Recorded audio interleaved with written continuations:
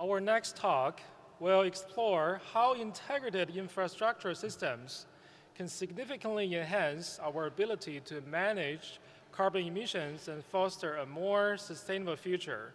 The title is The Role of Connective Infrastructure for Carbon Management. Speaker is Armando Infanzon, the Director of Clean Energy Business Development, SoCalGas.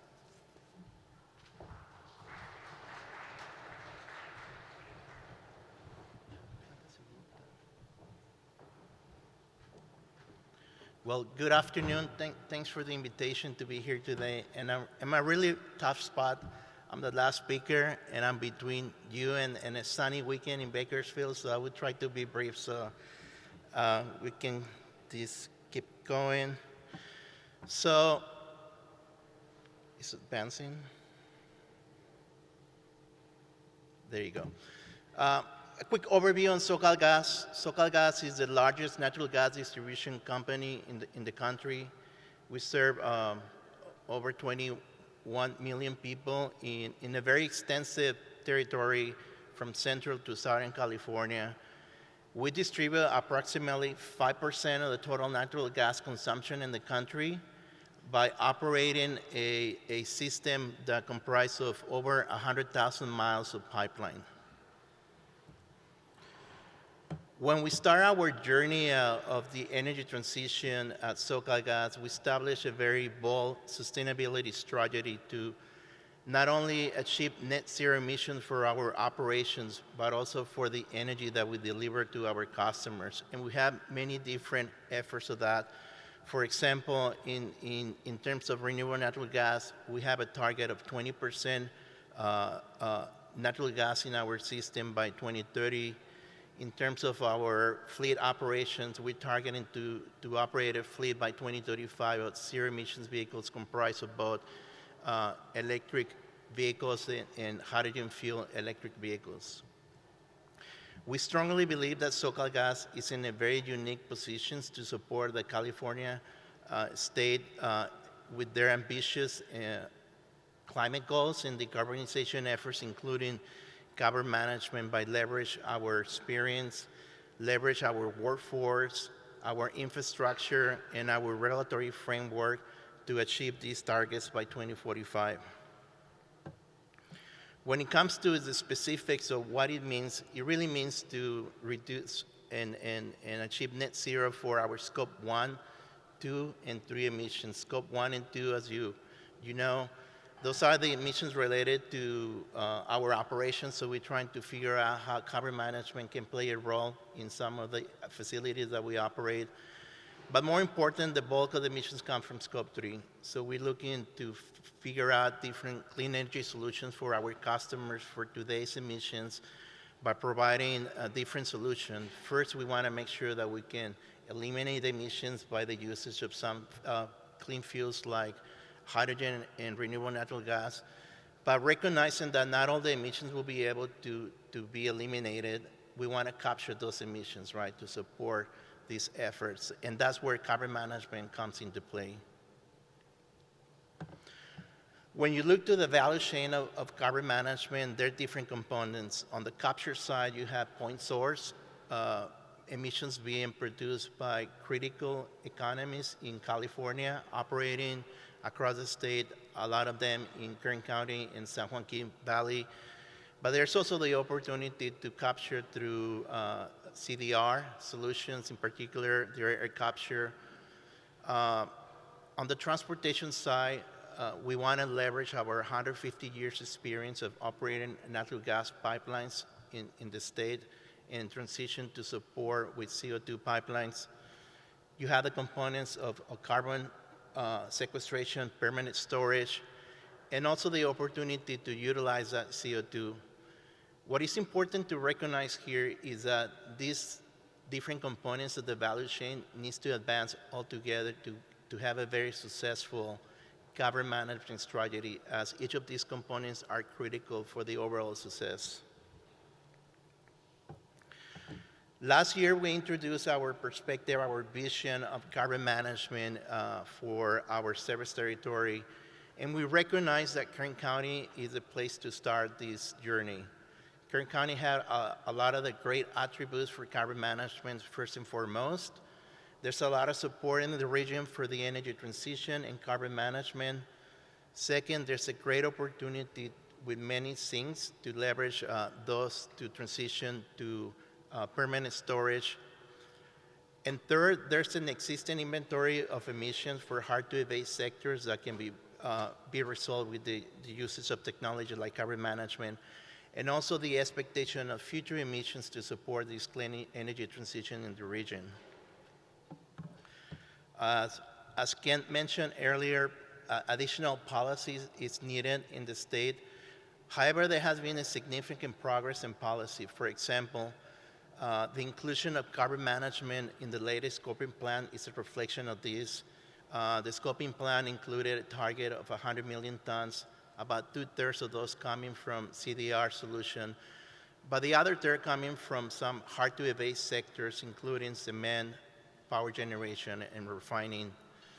This policy is also aligning to the federal efforts.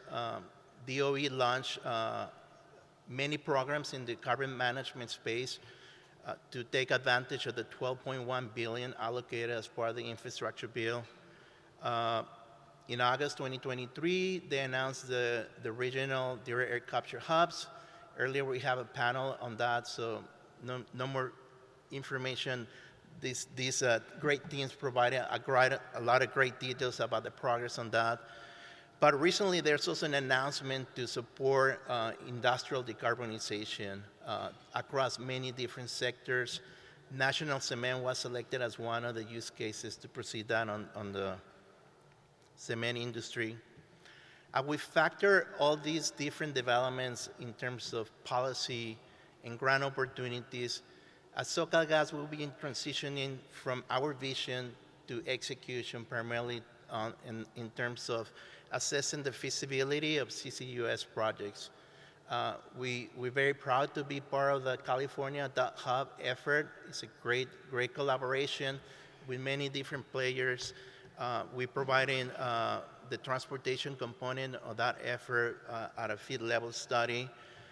But we also advancing our feasibility for what it could be a broader Kern County CO2 pipeline backbone that can provide a solution to all the existing emissions in the county and future emissions to come as part of this energy transition.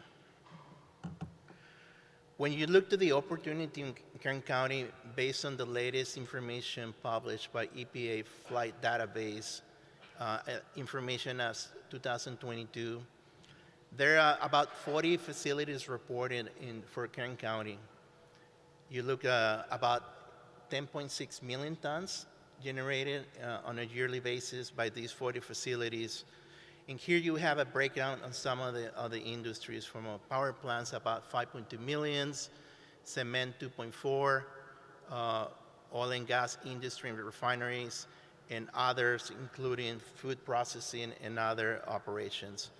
As you can see here, there's a strong alignment about the industries included in the scoping plan and the current industries operating in Kern County. So there's a great opportunity to really solve through carbon management these aspects of the emissions in Kern County.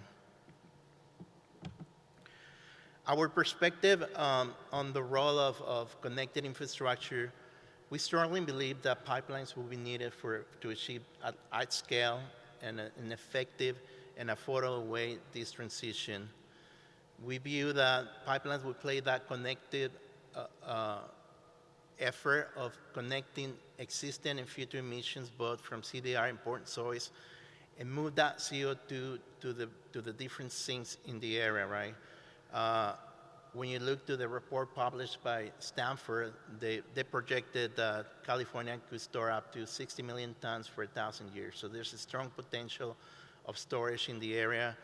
A reflection of that is a number of Class 6 permits currently on the EPA list of permits in progress.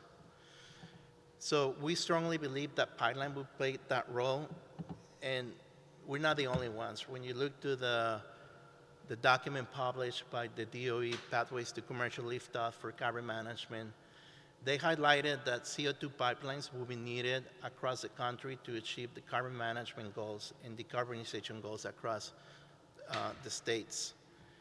They also highlighted that CO2 pipelines are the most mature and often the most cost-effective CO2 transport technology for hot volumes and would likely be the backbone of CO2 transport networks. So we share that perspective, and that's what we're trying to explore here in Kern County. For SoCalGas, safety is a forefront of everything that we do. Safety is first. And as you know and aware, FEMSA is working on a revised set of guidelines from a safety perspective for CO2. Recently, in February this year, they announced that they submitted their proposal for internal review to the White House. So we as the industry, we're waiting to hear more details on that. One important use case that I would like to highlight is the cement industry. As you are aware, under SB 596, the cement industry has a target to be a net zero by 2045 with an interim goal of reduction of 40% based on 2019 levels by 2035. CARB and other agencies are working on a strategy to provide a solution to this sector. When you look to the latest workshop conducted by CARB, they identify about 7.5 million tons of emissions coming from the industry, primarily from 7 plants, 3 of them located in Kern County, and the other 3 located in the Mojave Desert. Here's the location of these plants. What is very interesting on this use case is that the cement industry has the scale and has a challenge, right? Because these operations currently are located far from sequestration sites. As we try to find a solution to this challenge, there's an opportunity for move large-scale CO2 and resolve a significant portion of emission in a very important economy for California. Cement is the second most used product in California after water. Cements, when they use the production, about 2/3 of those emissions come from the process, right? So they need to find a solution for capture, and we believe that putting together a use case that includes carbon capture, an efficient and cost-effective pipeline transport solution to connect to the sequestration will be a win-win solution for everyone. So we're very, very excited at SoCalGas to work on carbon management, to continue working in Kern County and this community as we have done it for many years. And we're looking to continue to explore in different collaboration across all the different members of the industry.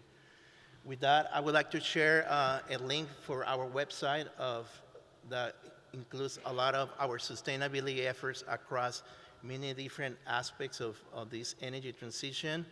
And I would like to wish you a great weekend. So.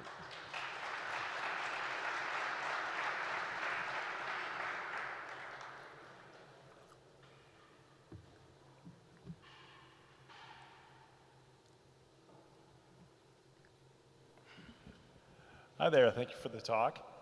I'm curious if you have any thoughts on setback, which is a pretty topical item for CO2 pipelines, given population distribution and density in the state. Sorry, can you read your question? It was hard to hear from here. Yeah, I was wondering if you have any thoughts on setback of pipelines from existing residences, Yep. Other places you want to avoid, given where some of the sources are within the populated areas of the state. Yeah, I think it will be important to, when it comes to CO2 pipelines, to focus on the communities and stay away from highly populated areas. It is important that the proper analysis is conducted. We all waiting for the new set of guidelines from FEMSA that will kind of provide some guidance about to do that, right? Early engagement with the community is critical to advance these type of projects. So that's why we committed at SoCalGas to engage with the community.